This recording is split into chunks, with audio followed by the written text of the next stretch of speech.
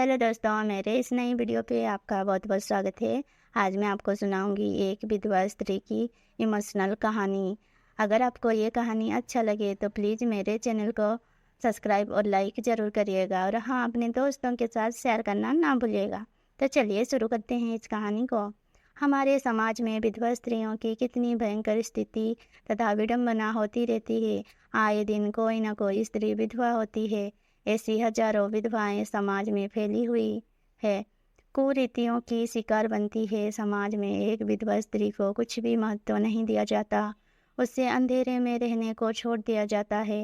ये दुख दर्द भोगने के पीछे समाज का ही हाथ होता है। विधवा स्त्रियों को अशुभ मानते हैं, हालांकि विधवा होने में उस मासूम स्त्री का कोई हाथ नहीं होता है। उसे अलग क्यों समझा जाता है?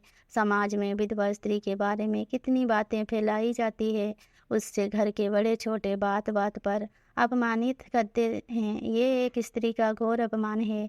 इनकी नीच सोच को कोई पंख नहीं होते, बिना बिना सर पाँव के ही आकाश में उड़ते हैं तथा विधवा स्त्री को बदनाम करने में कोई कसर नहीं छोड़ते। अंधविश्वास में डूबे हुए लोग एक स्त्री दुख दर्द को कम तो नहीं करते, लेकिन और बढ़ा देते हैं। ये समाज कब सुधरेगा? अपने भारत देश में विधवा स्त्री की विडंबना क्यों होती है? एक विधवा के जीवन में कई प्रकार की समस्याएं आती है, तब कोई नहीं होता। सगे संबंधी रिश्तेदार, कहीं बहन बेटी अपने गले ना पड़े, यही डर से उससे वो पहले ही कन्नी काट लेते हैं। या अगर उसको अपने घर में रखना पड़े तो उसे एक नौकर की तरह रखा जाता है और वो उतरन पर जीती है। कभी वही बेटी बहन बहुत प्यारी होती है, लेकिन विधवा होते ही सबकी नज़रें बदल जाती है। यहाँ कई ऐसी संस्कृति है और ये कौन सी परंपरा है?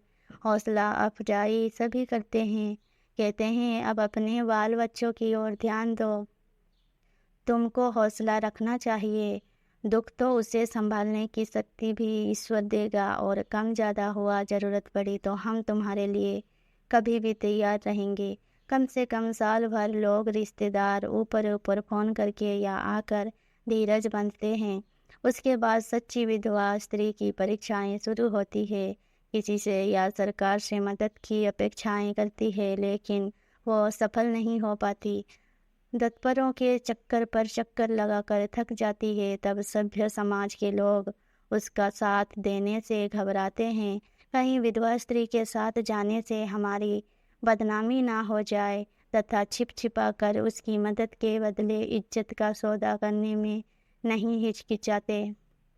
क्यों नहीं समझता समाज विधवा स्त्री कोई खिलौना नहीं है, जीती जागती एक करुणामय स्त्री है। उसके पास भी मन, हृदय, दया, माया सब कुछ है, लेकिन उसके जीवन की महादशा क्यों होती है? जब वो विधवा हो जाती है तब समय क्यों रुक जाता है? क्या कोई स्त्री जानबूझकर विधवा होती है? हालांकि लोग बाग उसके दुख दर्द दूर करने के लिए हामी भरते दिखाई देते हैं, लेकिन जब वक्त पड़ता है तब सब पीछे हट जाते हैं। कई लोगों के मन में विधवा स्त्री से फायदा उठाने की बात ही होती है, लेकिन भलाई की बात करते हैं। एक विधवा की इज्जत को मटिया मेट कर क्या भलाई करना चाहते हैं? ये सब दिखावा नाटक होता है, अंदर एक बाहर एक होता है। किसी भी विधवा स्त्री को इसके लिए तैयार रहना चाहिए। दुनिया जैसी दिखती है वैसी होती नहीं है। ऊपर ऊपर की बातों से सब बहलाते हैं, लेकिन अंदर हिंसा भरी होती है। हालांकि सच्चे सहारे की ज़रूरत होती है, लेकिन सहारा ना देकर दुख दर्द ही झोली में पड़ता है। इससे तो अच्छा है कि दुख मेहनत कर अगर अपने बाल बच्चों का पोषण मेहनत मजदूरी करके किया जाए तो बेहतर स्थिति हो सकती है, और विधवा स्त्री का मन भी बना रह सकता है। किसी भी हालत में अपनी इज्जत का सौदा कर किसी की मोहताज बनकर उस व्यक्ति से बचना चाहिए, ताकि किसी के मदद या उपकार से परस्वाधीन या दबकर जीवन जीना ना पड़े, तथा अपना आत्मसम्मान ना बेचना पड़े। आजकल हर जगह पर स्त्री को काम मिल जाता है। काम कोई छोटा या बड़ा नहीं होता। जहाँ कई नैतिकता ईमानदारी हो, वहीं पर काम किया जाना चाहिए। چاہے کچھ پیسے کم ہی کیوں نہ ملے۔ ان سب باتوں کے لیے پہلے گھر سے باہر نکلنا ہوگا، سماج میں اپنے آپ کو نڈر بنانا ہوگا۔ چھوٹا موٹا کوئی بھی ویوسائے کر اپنا گھر پریوار چلا سکتی ہے۔ پتی جب تک زندہ رہتا ہے تب تک اپنی پتنی کو باہر نہیں جانے دیتے، نہ انیوں کوئی کام کرنے دیتے، بڑے پیار سے پریم سے اسے گھر کی رانی بنا کر رکھتے ہیں۔ لیکن کبھی کسی ایک کو دنیا سے پہلے جانا ہی پڑتا ہے، یہ وچار پتی کے من میں کیوں نہیں آتا؟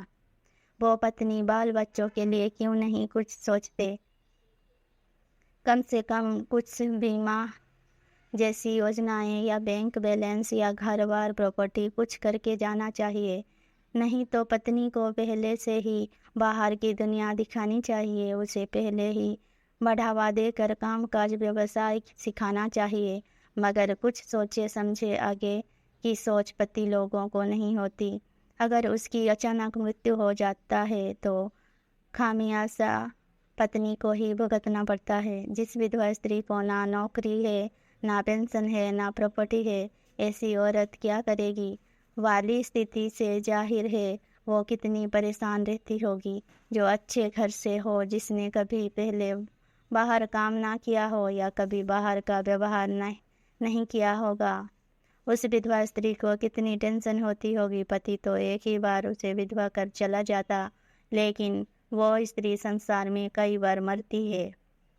میں نے دیکھا ہے ایسے استری کو جو گھر کی ہر ایک چیز بیچ کر اپنا بال بچوں کا پالن پوشن کرتی ہے، اور کسی سے مدد کی اپیکشا اگر کرتی ہے تو بدلے میں وہ اس کے عزت سے کھلواڑ کرنا چاہتا ہے۔